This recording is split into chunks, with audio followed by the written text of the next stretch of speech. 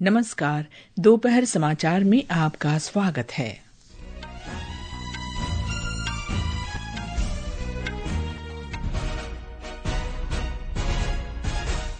प्रधानमंत्री नरेंद्र मोदी ने कहा, भारत स्वास्थ्य से लेकर सामाजिक सुरक्षा तक हर क्षेत्र में आगे बढ़ रहा है, जो सामाजिक न्याय की एक शानदार तस्वीर पेश करता है। श्री मोदी ने कहा, ये सफलताएं आने वाले समय में और भी बेहतर होने का विश्वास जगाती हैं। आकाशवाणी से मन की बात कार्यक्रम में प्रधानमंत्री ने विश्व स्वास्थ्य संगठन द्वारा भारत को ट्रकोमा मुक्त घोषित किए जाने का श्रेय स्वच्छ भारत और जल जीवन मिशन जैसी योजनाओं की सफलता को दिया। श्री मोदी ने कहा, देश में आपातकाल लगाने वालों ने न केवल संविधान की हत्या की, बल्कि उनका इरादा न्यायपालिका को भी अपना गुलाम बनाए रखने का था।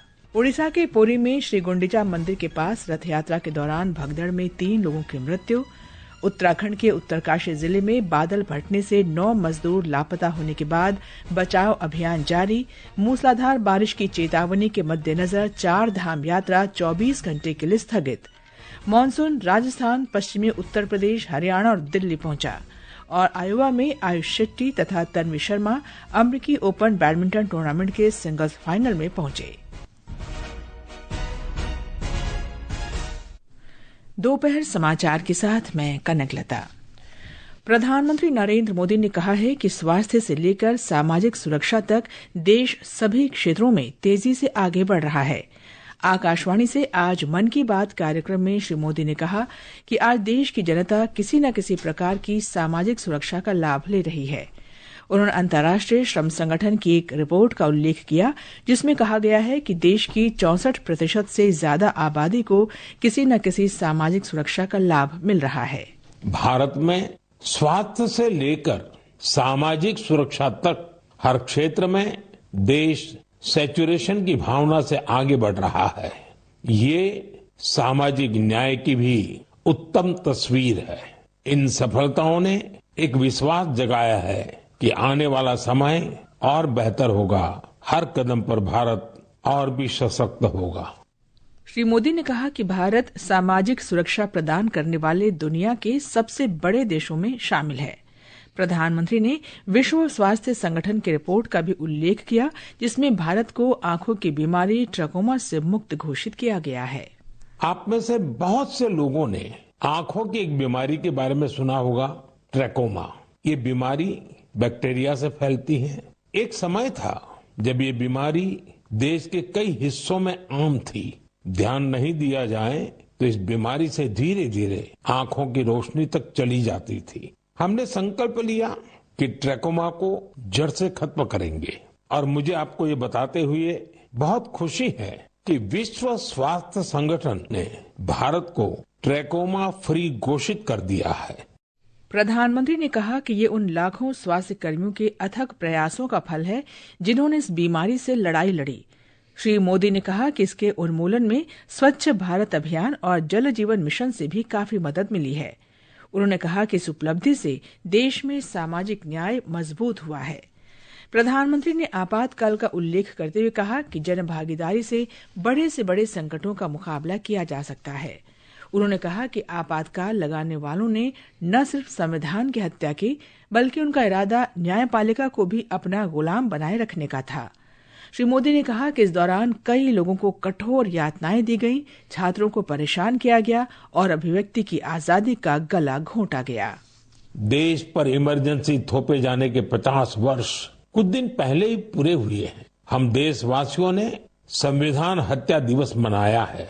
हमें हमेशा उन सभी लोगों को याद करना चाहिए जिन्होंने इमरजेंसी का डटकर मुकाबला किया था। इससे हमें अपने संविधान को सशक्त बनाए रखने के लिए निरंतर सजग रहने की प्रेरणा मिलती है। श्री मोदी ने कहा कि 21 जून को आयोजित अंतर्राष्ट्रीय योग दिवस में दुनिया भर के करोड़ों लोगों ने हिस्सा लिया। श्री मोदी ने कैलाश मानसरोवर यात्रा, अमरनाथ यात्रा और जगन्नाथ रथ यात्रा की भी चर्चा की। उन्होंने कहा कि उत्तर से दक्षिण और पूर्व से पश्चिम तक ये यात्राएं एक भारत श्रेष्ठ भारत के भाव का प्रतिबिंब हैं। उन्होंने कहा कि ये धार्मिक यात्राएं सेवा के अवसरों का एक महाअनुष्ठान भी होती हैं। जब कोई भी यात्रा होती है तो जितने लोग यात्रा पर जाते हैं उससे ज्यादा लोग तीर्थ यात्रियों की सेवा के काम में जुटते हैं। जगह जगह भंडारे और लंगर लगते हैं। लोग सड़कों के किनारे प्याऊ लगवाते हैं। सेवा भाव से ही मेडिकल कैंप और सुविधाओं की व्यवस्था की जाती है। कितने ही लोग अपने खर्च से तीर्थ यात्रियों के लिए धर्मशालाओं की और रहने की व्यवस्था करते हैं। मेघालय के एरिस सिल्क का उल्लेख करते हुए उन्होंने कहा कि ये मेघालय की एक धरोहर है जिसे हाल ही में जीआई टैग मिला है। श्री मोदी ने कहा कि इस सिल्क को हासिल करने के लिए रेशम के कीड़ों को मारा नहीं जाता, बल्कि इसे अहिंसा सिल्क कहा जाता है। प्रधानमंत्री ने कहा कि महिलाओं के नेतृत्व में विकास का मंत्र भारत का नया भविष्य गढ़ने के लिए तैयार है। श्री मोदी ने कहा कि पिछले महीने भगवान बुद्ध के पवित्र अवशेष भारत से वियतनाम ले जाए गए और उन्हें 9 स्थानों पर जनता के दर्शन के लिए रखा गया था। भारत की ये पहल वियतनाम के लिए राष्ट्रीय उत्सव बन गई और करीब 10 करोड़ लोगों की आबादी वाले वियतनाम में 1.5 करोड़ से ज्यादा लोगों ने भगवान बुद्ध के पवित्र अवशेषों के दर्शन किए। प्रधानमंत्री ने गुजरात के अहमदाबाद शहर में नगर निगम के लाखों पेड़ लगाने के अभियान की चर्चा की। उन्होंने कहा कि इस अभियान की खास बात है सिंदूर वन। श्री मोदी ने हाल ही में अंतर्राष्ट्रीय अंतरिक्ष केंद्र गए भारत के ग्रुप कैप्टन शुभांशु शुक्ला का भी जिक्र किया। इस समय सबकी निगाहें इंटरनेशनल स्पेस सेंटर पर भी है। भारत ने एक नया इतिहास रचा है। मेरी कल ग्रुप कैप्टन शुभांशु शुक्ला से बात भी हुई है। आपने भी शुभांशु से मेरी बातचीत को जरूर सुना होगा। अभी शुभांशु को कुछ और दिन इंटरनेशनल स्पेस सेंटर रहना है। हम मिशंस के बारे में और बातें करेंगे, लेकिन मन की बात के अगले एपिसोड में। ये समाचार हमारी वेबसाइट www.newsonair.gov.in और हमारे न्यूज ऑन एआईआर ऐप पर भी उपलब्ध हैं। दोपहर समाचार में आपका फिर स्वागत है। ओडिशा के पुरी में श्री गुंडीचा मंदिर के पास आज सवेरे करीब 4 बजे हुई भगदड़ में 2 महिलाओं सहित कम से कम 3 श्रद्धालुओं की मौत हो गई और 80 से अधिक लोग घायल हो गए। घायलों में 6 की हालत गंभीर है। पुरी के जिलाधिकारी सिद्धार्थ एस वैन ने बताया कि घायलों को नजदीकी अस्पतालों में ले जाया गया है। माना जा रहा है कि तीनों पीड़ित पास के खुर्दा जिले के रहने वाले हैं और रथ यात्रा के लिए पुरी आए थे। हमारे संवाददाता ने बताया है कि शवों को पोस्टमार्टम के लिए भेज दिया गया है और मामले की जांच की जा रही है। प्रत्यक्षदर्शियों ने बताया कि गुंडीचा मंदिर के पास एक ट्रक से पवित्र चरमाला लकड़ियां उतारते समय कई श्रद्धालु घायल हो गए। इससे भीड़ में अफरा तफरी मच गई। ओडिशा के कानून मंत्री पृथ्वीराज हरिचंदन ने कहा है कि सरकार घटना की पूरी जांच करेगी। पुलिस महानिदेशक YB खुरानिया वरिष्ठ पुलिस अधिकारियों के साथ घटना स्थल पर पहुंचकर कारणों की जांच कर रहे हैं। भक्तों का जमावड़ा बहुत भारी संख्या में है। ये विगत वर्ष की अपेक्षा ज्यादा है। सुबह के समय में जो घटना घटी है उसकी जांच की जा रही है। क्यों हुआ, कैसे हुआ, क्या कारण रहा है, उस सब तथ्यों को जो है उजागर करा जाएगा। भगवान जगन्नाथ और उनके भाई बलभद्र और बहन सुभद्रा के रथ अब गुंडीचा मंदिर के सामने खड़े हैं। देवताओं को आज शाम तक मंदिर में प्रवेश करना है, जो उनके 9 दिवसीय प्रवास की शुरुआत का प्रतीक है। इस दौरान वे 5 जुलाई को रथ यात्रा की वापसी यात्रा के दौरान इन्हीं रथों पर श्री जगन्नाथ मंदिर लौटने से पहले गुंडीचा मंदिर में निवास करेंगे। पुरी से SN पटनायक की रिपोर्ट के साथ समाचार कक्ष से सौरभ अग्रवाल। राष्ट्रीय महिला आयोग के एक दल ने आज कोलकाता में विधि महाविद्यालय का दौरा किया, जहां हाल ही में सामूहिक दुष्कर्म की घटना सामने आई है। पुलिस अब तक इस मामले में कॉलेज के सुरक्षा गार्ड सहित 4 लोगों को गिरफ्तार कर चुकी है।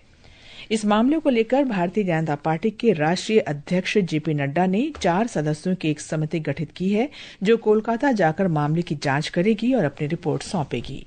नागर विमानन राज्य मंत्री मुरलीधर मोहोल ने कहा है कि अहमदाबाद में हाल ही में हुए एयर इंडिया विमान हादसे की विस्तृत जांच विमान दुर्घटना जांच ब्यूरो करेगा।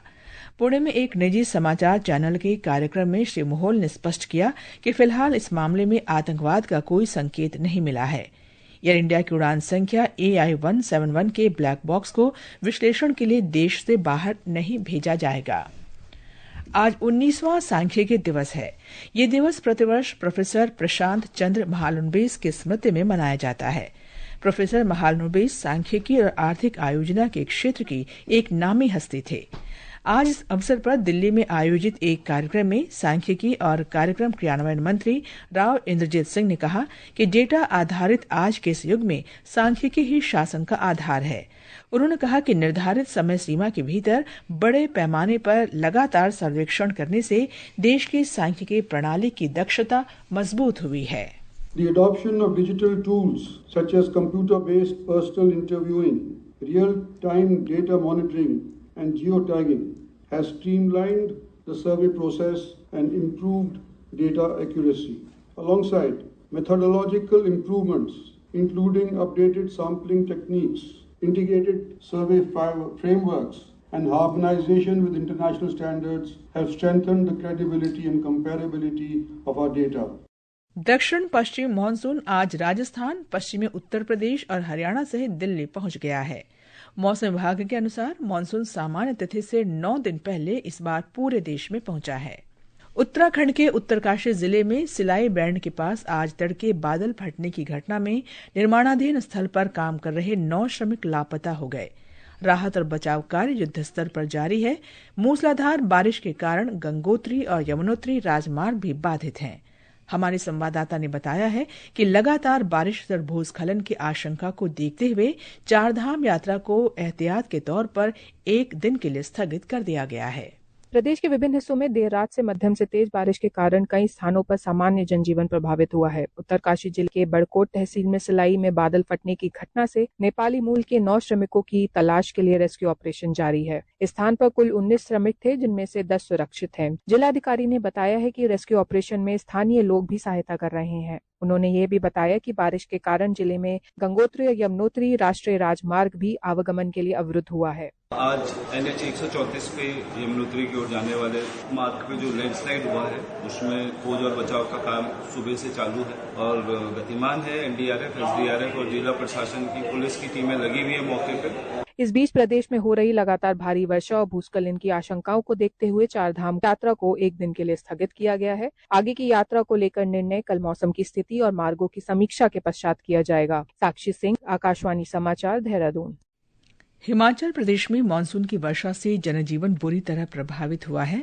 हमारे संवाददाता ने बताया है कि मौसम विभाग ने 5 जुलाई तक राज्य में तेज वर्षा की संभावना व्यक्त की है। हिमाचल प्रदेश में बीती रात से लगातार हो रही मूसलाधार बारिश से प्रदेश के विभिन्न जिलों में जनजीवन अस्त व्यस्त हो गया है। इसके अलावा 300 करोड़ रुपए के लगभग सरकारी व निजी संपत्ति को नुकसान पहुंचा है। कालका शिमला हेरिटेज रेलवे ट्रैक पर सोलन में पेड़ और पत्थर गिरने से रेल सेवा प्रभावित हुई है। ट्रैक से मलबा हटाने का कार्य जारी है। इस बीच प्रदेश में प्रशासन ने लोगों से अपील की है कि वे नदी नालों व पहाड़ी ढलानों से दूर रहें और किसी भी आपात स्थिति में तुरंत प्रशासन से संपर्क करें। वहीं मौसम विभाग ने आगामी 24 घंटों के दौरान प्रदेश में भारी से बहुत भारी वर्षा का ऑरेंज अलर्ट जारी किया है। साथ ही लाहौल स्पीति और किन्नौर को छोड़कर शेष 10 जिलों में अगले 24 घंटों के दौरान फ्लैश फ्लड का अलर्ट भी जारी किया है। रितेश कपूर, आकाशवाणी समाचार, शिमला।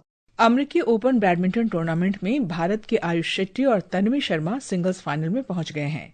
अमेरिका के आयोवा में आयोजित इस प्रतियोगिता के फाइनल में आज रात तन्वी का मुकाबला चीन की बिवेन झांग से और आयुष का सामना कनाडा के ब्रायन यांग से होगा। दिल्ली में 34वां आम महोत्सव त्यागराज स्टेडियम में चल रहा है। इस वर्ष के आयोजन में 400 से अधिक किस्मों के आमों की भव्य प्रदर्शनी लगाई गई है। इस महोत्सव का आज अंतिम दिन है। अंत में मुख्य समाचार एक बार फिर। प्रधानमंत्री नरेंद्र मोदी ने कहा, भारत स्वास्थ्य से लेकर सामाजिक सुरक्षा तक हर क्षेत्र में आगे बढ़ रहा है, जो सामाजिक न्याय की एक शानदार तस्वीर पेश करता है।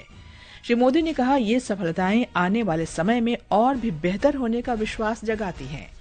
आकाशवाणी से मन की बात कार्यक्रम में प्रधानमंत्री ने विश्व स्वास्थ्य संगठन द्वारा भारत को ट्रकोमा मुक्त घोषित किए जाने का श्रेय स्वच्छ भारत और जल जीवन मिशन जैसी योजनाओं की सफलता को दिया।